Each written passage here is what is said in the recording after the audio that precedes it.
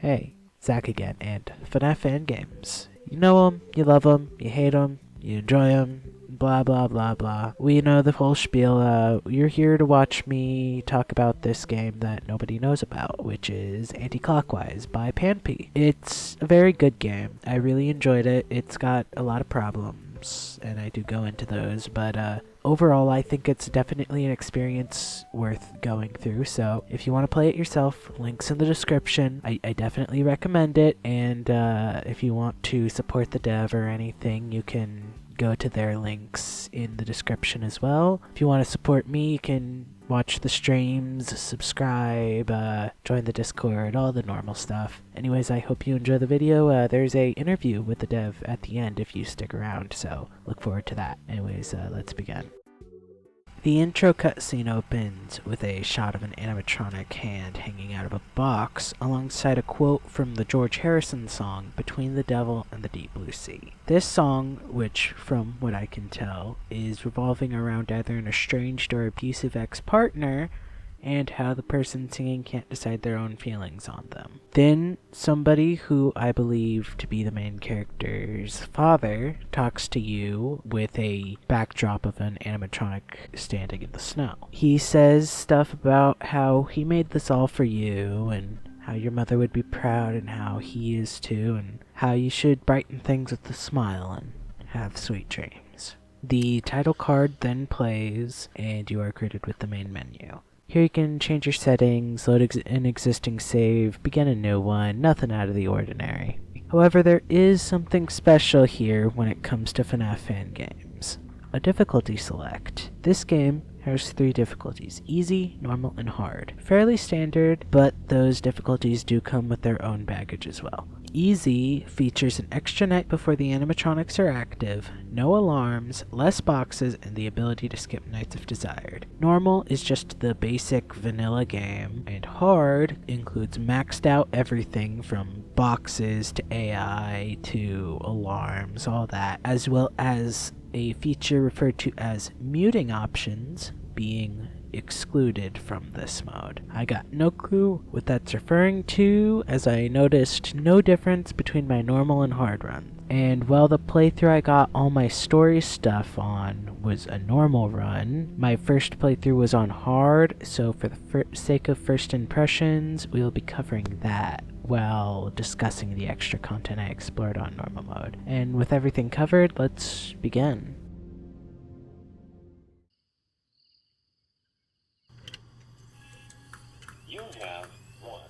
So the night starts and our phone guy introduces himself as Creed, mentioning that management should have told us about him. He then goes on to introduce the main animatronics, Rep the Alligator and Bark the Beaver. He mentions how they got decommissioned after a controversy a few years back, and he also mentions how Fazbear bought the company around 10 years ago, and business has been great since. He then goes on to explain that while the animatronics are chained up in a storage unit, the employees have reported strange sounds all around. Creed is convinced that it's just that they're going a little stir-crazy from getting lonely, and also mentions a ventilation system on Rep's camera, but says you won't need it for tonight, as well as a gas mask. He reminds you to unload the truck, and we are thrown into the night proper. This night is fairly straightforward, the only threat being not wearing the gas mask if your toxicity gets too high. Speaking of toxicity, it's one of the main mechanics,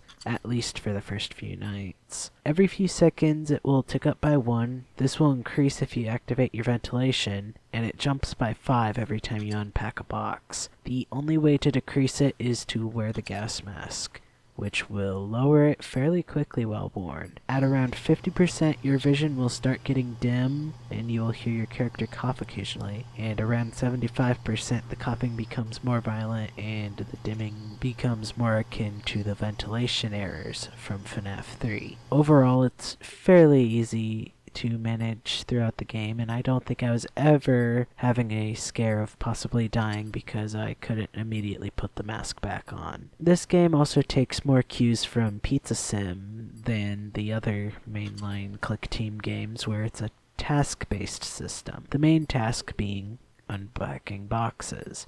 As I mentioned earlier, Unpacking a box will raise your toxicity by 5. Boxes take around 6 seconds to unpack, plus a second to actually start the process. Once you start the process, you can't do anything until you finish unpacking the boxes. On hard, you are tasked with 22 boxes on the first night, increasing as the nights go on. Around halfway through the boxes, you will be prompted to print receipts, which is a good chance to gas mask yourself and lower the toxicity. This takes about 7 to 8 seconds, if I had to guess. Well, that's about everything for the night, so let's be a good wage slave and finish out our work for the day.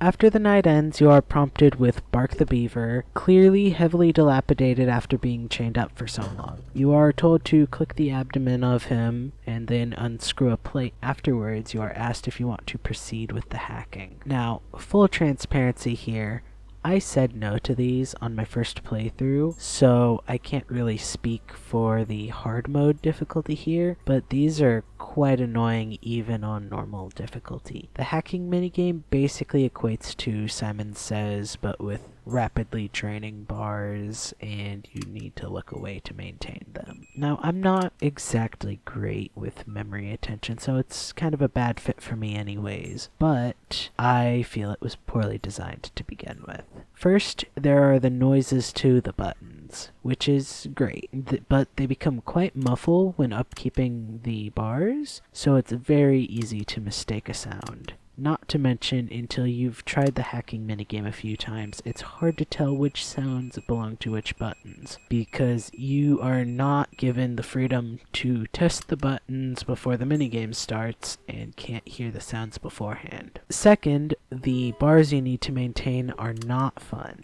It's tedious without any fear, and I feel some kind of reworking of this to be similar to, say, a Playtime with Percy post-night minigame, where you actually need to pay attention to your surroundings and take care of threats while you take care of the task you are given.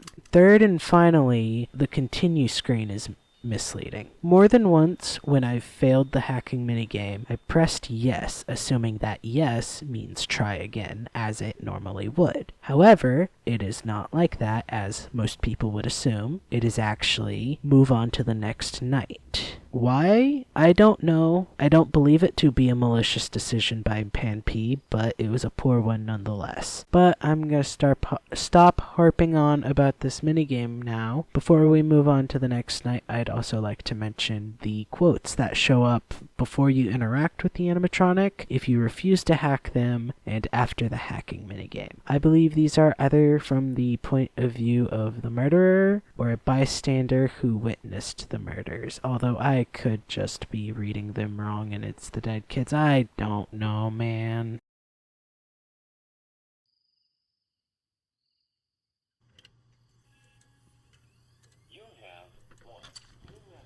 We start night 2, and Creed greets us again with a couple Freudian slips. Tonight he mostly just explains that there are alarms that'll go off occasionally and we can use our monitor to stop them before peacing out for the night. Tonight is much of the same despite the addition of actual threats. They show up maybe once or twice all night, even when being slow, so it's not really worth mentioning them yet. However, what is worth mentioning is the alarms. They appear occasionally and will black out the office, make loud blaring sounds, and turn off one of your screens. You can cancel the alarm by using your camera panel. Other than that, we have a couple more boxes to unpack tonight, specifically 5 more, as well as 2 printing interruptions this time. One at 17 boxes and another at 7 boxes. Overall, fairly easy night. Only died once because I didn't understand how to reset alarms. Tonight's post-night minigame is rep. It's basically the same as when we hacked Bark, but a little harder and thus more annoying.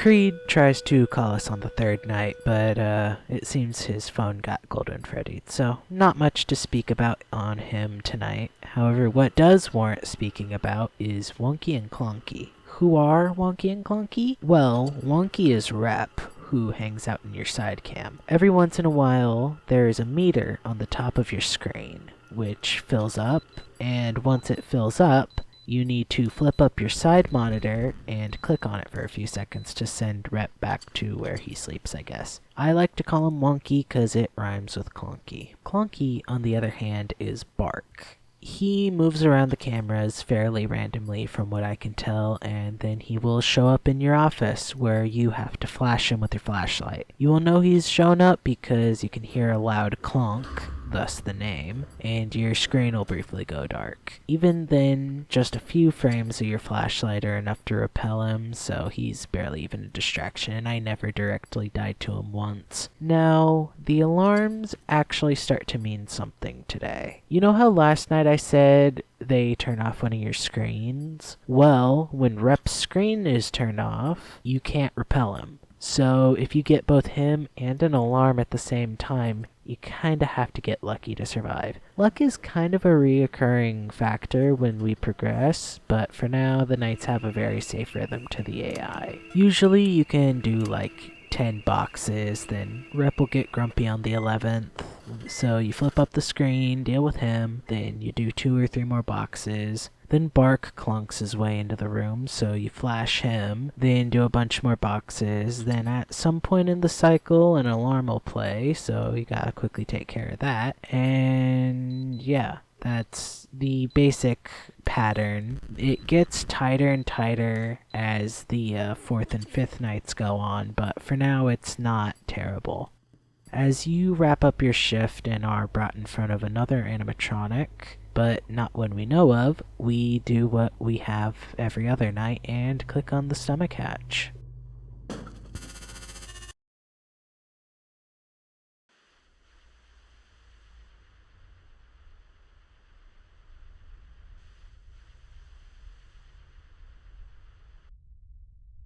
Yeah, so after that bait and switch, we are thrown into this point and click adventure section. It barely lasts 30 seconds, but I like the art style. At the end, you confront who appears to be your father working on an animatronic, who seems similar to the one that just jumped you right before this. You're given 2 options, but it doesn't matter much because Papa shows you a dead body anyways, and the minigame ends.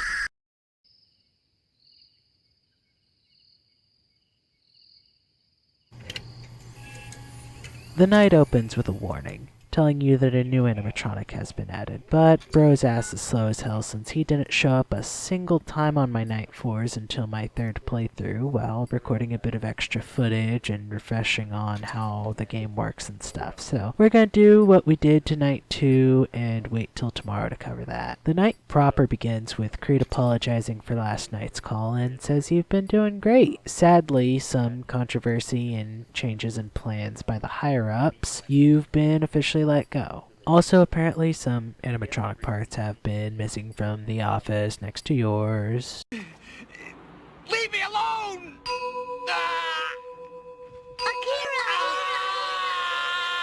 But you wouldn't know anything about that, right? He says his goodbyes, and since it's the last time you'll get a call from him, and you get thrown into the night. Now, tonight is actually a proper challenge for once. I died 1 time here, so that's cool. The main struggle comes from the fact that the previously established cycle is accelerated a bit. Now you can only do like 8 boxes before Rep gets grumpy, and 1 or 2 before Bark shows up. And on top of that, around to the end of the night, there will usually be an alarm close to when Rep attacks, potentially killing you if you get bad RNG. But that problem is way worse tomorrow night. But that's enough about difficulty, and humor me here, if you will. As you may know if you've seen my Left to Rot video, I tend to get a little annoyed about useless mechanics in games, and this one is no different. We actually have a double feature today. First up is a returner here, the cameras that do nothing. The camera system that Anti-Clockwise uses is technically less useful than Left to Rot's 4th night. Night 4 of that game was actively timed, so no matter how long you spent in those cameras, you would actually still progress. Whereas here, time you spend looking around on the cameras is counterproductive. Not only can you not do anything on them besides refresh alarms, but being a task-based night, looking at the cameras actually stalls your progress and puts you in danger because rep and bark cycles will not pause for you to look at the cameras. Not to mention time spent looking at the cameras is time not spent detoxing, unpacking, or dealing with a threat, the only 3 actions that have any purpose in this game. But if we want to talk purpose, at least you can reset alarms with cameras. The same can't be said for temperature. Oh, Mr. Bluck, when did temperature get introduced and why haven't you mentioned it yet, you ask? Well, I'll tell you when it was introduced. Night 1. If you head over to Rep's monitor, you can see in the top left corner of the game screen a temperature reading. And in the bottom right of Rep's monitor, you'll see a small fan. When in Rep's monitor, if you press space, instead of bringing up the cameras, it'll activate the ventilation system. What this does is it lowers the temperature at the cost of natural toxicity. Now, why would you want to lower your temperature? No clue. Highest temp I'm aware of reaching was a boiling 80 degrees on my night 5 of my hard playthrough. Thus, temperature gets the first annual, literally no implementation Blucky Award. Congratulations, Temperature. Hope you can find a use in the sequel.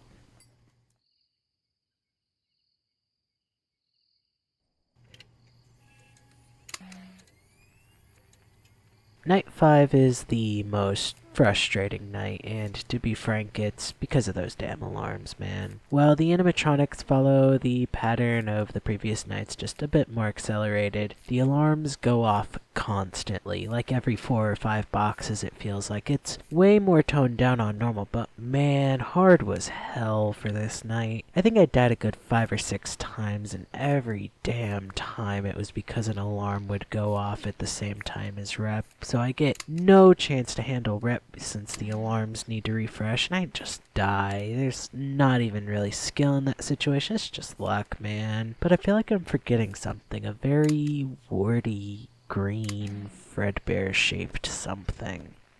Ancient is the third and final animatronic introduced in this game. The way his mechanic works is that at the bottom left of your corner, whenever you do an action, there will be a small sorta sound icon that pops up and then fades away. Well, occasionally this icon will show up and stay there and sorta, I don't know. The game calls it blinking, but I feel like that's the wrong word. Either way, we'll just call him Blonky. Keep up the Onky naming scheme. Anyways, when he shows up, you need to put your gas mask on, and after a few seconds he'll skitter away, letting you continue doing your stuff.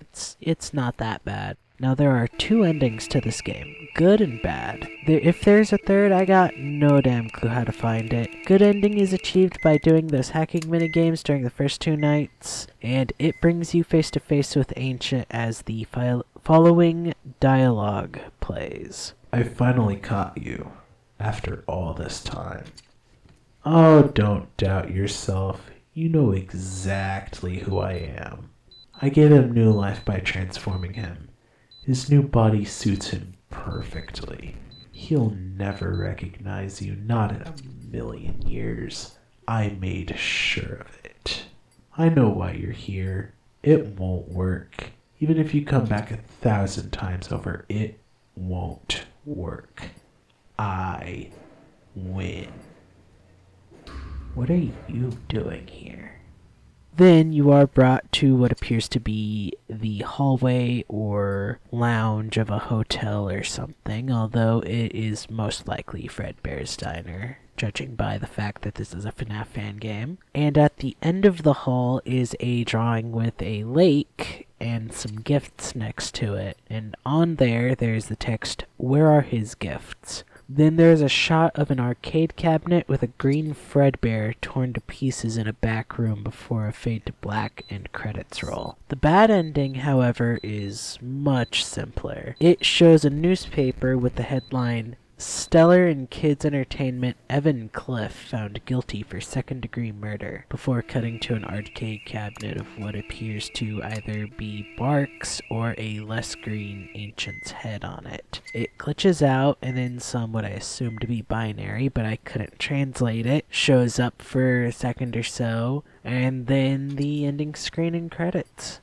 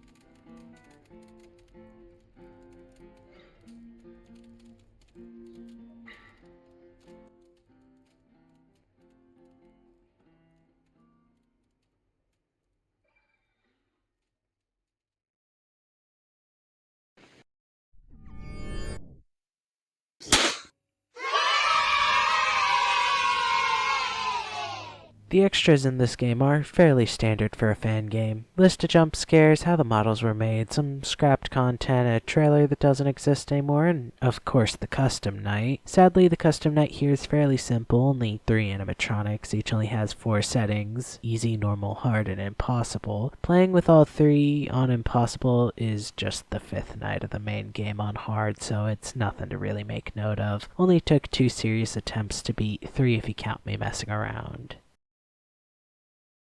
Alright, so originally this was just going to go into what I thought of the story, the goods and bads of it, you know, the conclusion, all that normal stuff. But some things changed and I managed to get an interview with PanPie, the dev. So that's what we're doing here.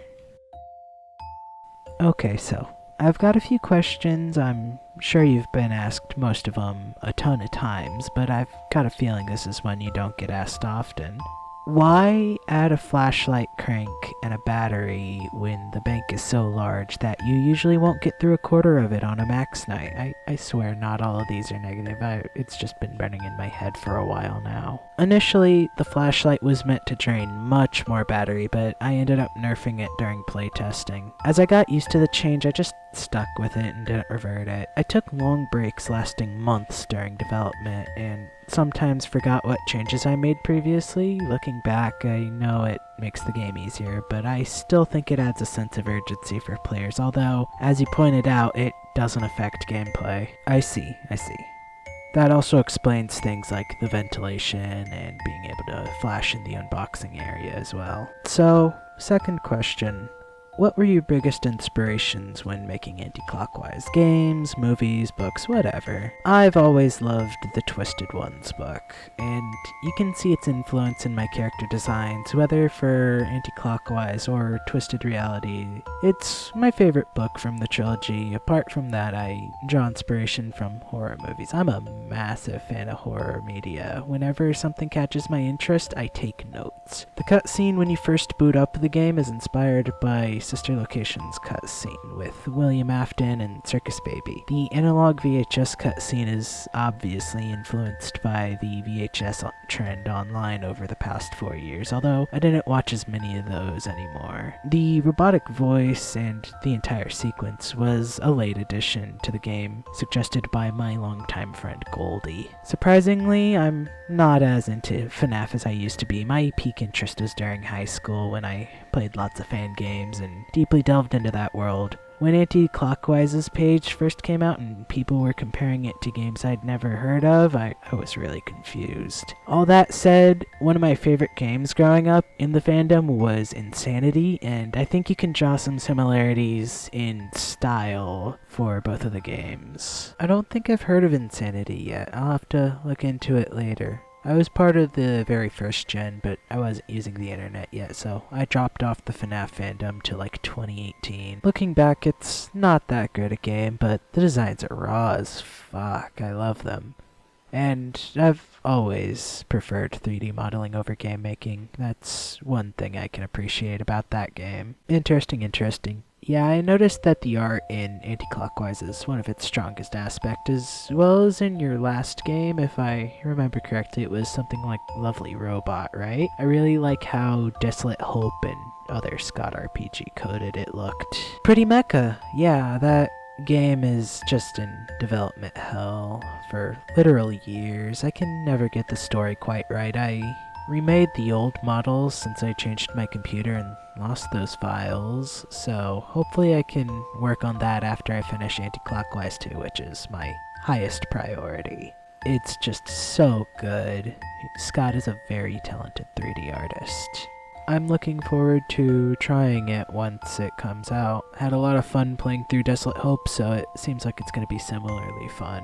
Speaking of story though, personally, I found Anti-Clockwise's story kinda confusing. I mean, I'm kinda stupid, so that's a big part of it, but there's also not much info online about the game besides the Game Jolt page, so it's kinda hard to gather stuff well. Do you have any tips for aspiring Anti-Clockwise theorists?